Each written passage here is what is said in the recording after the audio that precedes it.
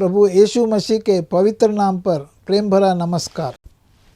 प्रभु की असीम करुणा से पिछले 5 साल से शुभ संदेश चैनल द्वारा प्रस्तुत किए इस जीवन जल कार्यक्रम में आपका स्वागत करते हैं। यह कार्यक्रम बहुत प्रियजनों के जीवन में प्रभु यीशु मसीह पर विश्वास करके उद्धार पाने और मसीह जीवन के लिए एक आशीष का कारण हो गया है। प्रभु की महिमा हो। परमेश्वर का वचन कहता है, क्या ही धन्य है हर एक जो यहोवा का भय मानता है और उसके मार्गों पर चलता है। यही इस जीवन जल कार्यक्रम का उद्देश्य है कि आप अपने परिवार के साथ परमेश्वर के वचन में सच्चाई का मार्ग एवं प्रभु यीशु मसीह पर विश्वास के द्वारा सच्चाई का जीवन अनुभव कर सके। आपके और आपके परिवार का उद्धार और आशीष का कारण ठहरे, यही हमारी प्रार्थना है। इस कार्यक्रम का लाभ उठाते हुए आप इस विषय में जरूर अपने पड़ोसी और प्रियजनों के सूचित करें। साथ ही करस्पॉन्डेंट के माध्यम द्वारा मराठी, हिंदी और अंग्रेजी भाषा में बाइबल का अध्ययन भी कर सकते हैं। प्रभु का वचन सुने और आशीष पाए। आमीन। जीवन जल कार्यक्रम देखने वाले सभी दर्शकों को जगत के उद्धारकर्ता प्रभु यीशु मसीह के पवित्र नाम में नमस्कार। यूहन्ना अध्याय 7 और पद 37 में पवित्र शास्त्र वचन में ऐसा लिखा हुआ है, यीशु ने लोगों को पुकार कर कहा, यदि कोई प्यासा हो तो वह मेरे पास आकर पिए। जो मुझ पर विश्वास करेगा उसके हृदय में से जीवन के जल की नदियाँ बह निकलेंगी। प्रभु यीशु मसीह आपके प्यास को बुझाना चाहते हैं, आपके सवालों का जवाब देना चाहते हैं। तो आइए आज परमेश्वर के संदेश को सुनने से पहले अपने मनों को तैयार करें और इस मधुर संगीत का आनंद उठाएं।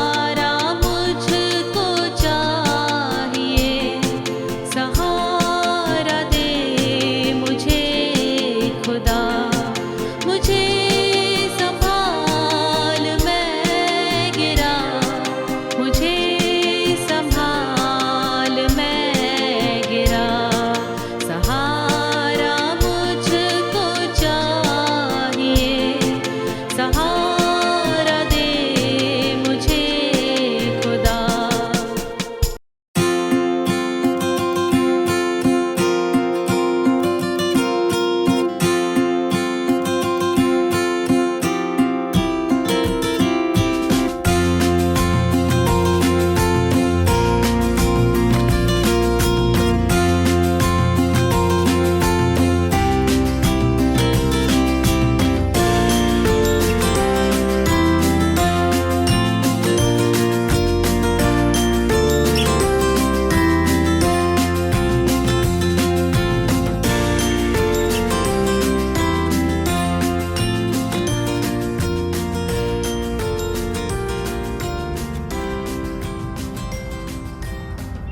दोस्तों कैसा लग रहा है नजारा?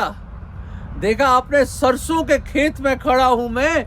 वाह क्या सरसों लगी है। और आप भी सोच रहे होंगे एल्फ्रेड साहब आप कहाँ चले गए, पर मैं बताना चाहता हूँ सरसों के खेत में मैं खड़ा हूँ। और जब मैंने इन खेतों को देखा, इन खलिहानों को देखा, तो मुझे एक बहुत अच्छी कहानी याद आई और वो कहानी मैं आपके सामने लाना चाहता हूँ। उम्मीद करता हूँ कि इस कहानी से और इस वाक्य से और इस संदेश से कोई ना कोई यहाँ पे है जिससे परमेश्वर बात करेगा और खुदावंद यीशु मसीह की वो मधुर वाणी ना केवल आपके कानों में पड़ेगी परंतु आपके दिलो दिमाग में और खास तौर से आपके दिल की गहराइयों में वो जाएगा।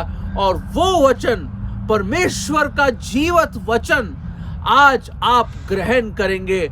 और जैसे सोना उग रहा है, ये जैसे हम देखते हैं कितनी खूबसूरत समा है, कितनी खूबसूरत खेत है यहाँ पे, और ऐसा लगता है गोल्ड है, सोना है ऐसा लग रहा है। और इस सोने के बीच में, इस गोल्ड के अंदर मैं खड़ा हूं।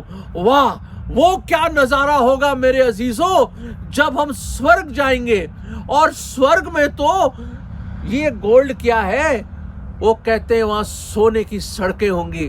दोस्तों पर उस स्वर्ग जाने से पहले एक चीज आप याद रखें, उसका निर्णय और निश्चय आपको करना पड़ेगा। दोस्तों ऐसी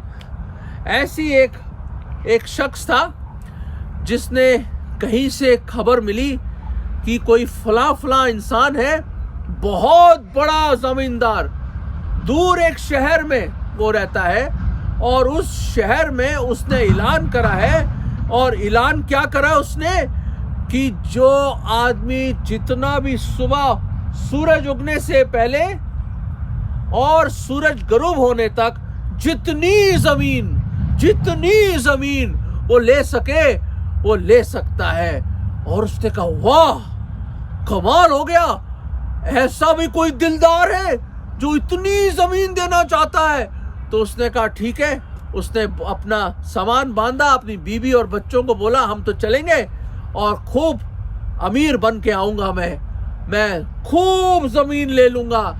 उसकी वाइफ ने बोला भाई हमारे पास जो है रूखी सूखी खाते हैं हम लोग सुखी हैं। उसने कहा नहीं, मुझे और चाहिए। वो लालच, दोस्तों आज भी हम देखते हैं मेरे अजीजों, लोगों के मन में कितना लालच है, कैसे वो और लेना चाहते हैं।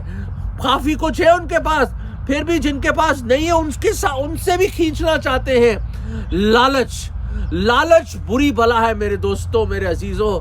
वैसे ही राम भाव की जिंदगी में भी आ गया। उसने कहा मैं जमीन चाहता हूं और मैं जमींदार बनना चाहता हूं। ये कौन शख्स है जो कहता है कि सुबह सूरज उगने से और गुरूब होने से पहले जितनी मर्जी आप जमीन में अपना घूमकर जो जमीन लेना चाहते हो ले सकते हो। पहुंच गया उस शहर वो, और वहां पे जब देखा उसने कहा वाह ये आदमी वाकई जो बोल रहा है सच है।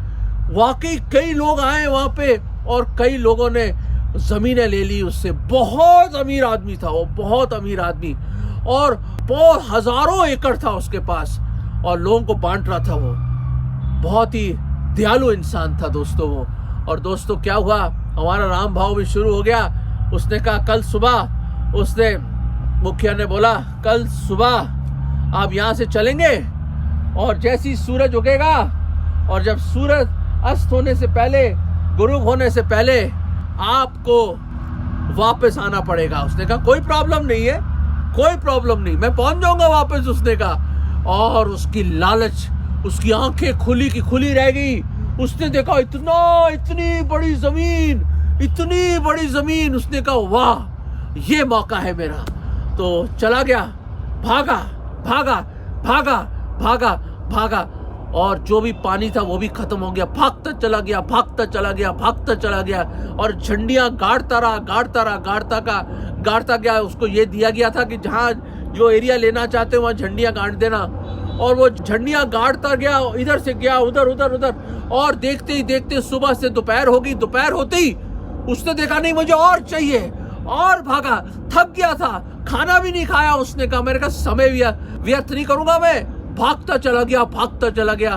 दोस्तों अचानक उसने देखा शाम होने लगी और काफी वापस आने पड़ा, और उसने आखिरी झंडा गाड़ा और वो वापस भागा, पागलों की तरह भागा, जितनी भी उसकी ताकत थी। भागता चला गया, भागता चला गया, भागता चला गया, भागता चला गया, और बड़ा ही भागा, और भागते भागते भागते भागते भागते उधर से सूरज गरूब हो रहा है। उधर से उसने देखा कि सूरज नीचे गिर रहा है, सनसेट हो रहा है, और उस टाइम उसने देखा है कैसे हो सकता है। वो भाग रहा है, जितनी इसकी ताकत थी उसने पूरी ताकत लगा दी, कपड़े उतार दिए उसने, जो भी सामान था सारा उतार दिया, और उससे सांस फूल रहा है। उधर से सूरज गिर रहा है, और वो जितना उसने कहा अब मैं अमीर हो गया हूँ, अब मुझे किसी के यहाँ काम नहीं करना, मैं अमीर हो गया हूँ। उसने कहा कि मैं आज अपने बीवी बच्चों को पैसा लेके आऊंगा, मैं बहुत अमीर हो जाऊंगा, और उसने पूरी दिलो जान से कोशिश करी, हिम्मत नहीं हुई, गिर गया, और गिरते गिरते लुढ़कते किसी तरह उसने जाके वहां पे अपना हाथ मार लिया, और उधर सूरज गुरूब हो गया, सनसेट हो गया, और वहां पर बेहोश हो गया वो। दोस्तों उसकी बीवी, उसके बच्चे, गांव के लोग ढोलों के साथ उन्होंने खूब ढोल बजाया, लोग नाचे गाए, वाह राम भाव तूने कमाल कर दिया, इतनी जमीन ले ली तूने, अब तू अमीर हो गया है, अब तू अमीर हो गया है। दोस्तों मैं आपको बताना चाहता हूं, राम भाव के मुंह से खून निकलने लगा और उसके दिल की धड़कन बंद हो गई, वो वहीं का वहीं ढेर हो गया। दोस्तों राम भाव मर गया, उसके लालच ने उसको खा लिया।